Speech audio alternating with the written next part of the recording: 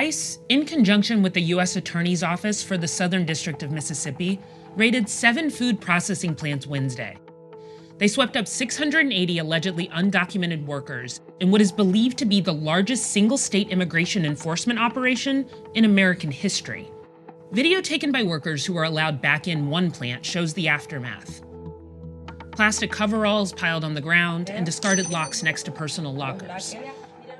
Some kids had no one to pick them up after school, which might not have been the case if the state's Child Protective Services had been notified before the raid.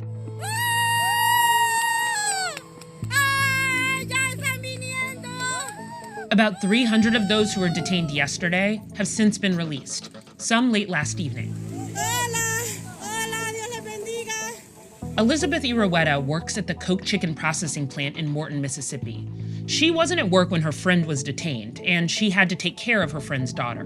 La niña que vive en mi casa sí entendía, estaba desesperada, preocupada por su mamá.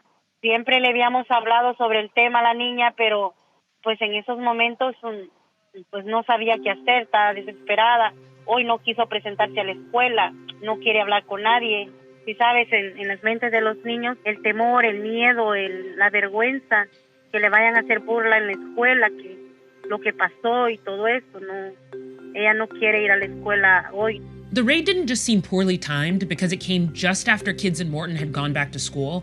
It also came 4 days after a gunman walked into an El Paso Walmart on an apparent mission to murder Latinos. Run, mija, run. And while DOJ or ICE might have been planning it for months, they also had the power to call it off. Yes, they have the ability to postpone the operation, absolutely. But it does they're moving a lot of manpower, right? As I understand it, they moved about 600 agents to conduct this operation. It would have been very difficult for them to have postponed the operation. That said, it certainly looks like one of those situations where, the timing was pretty bad. The government has made a big deal of this raid. They held a press conference and pretty quickly released footage. So why did they do this? 100% it was to get as much media attention as possible. Having the acting director actually on site is an extraordinary measure.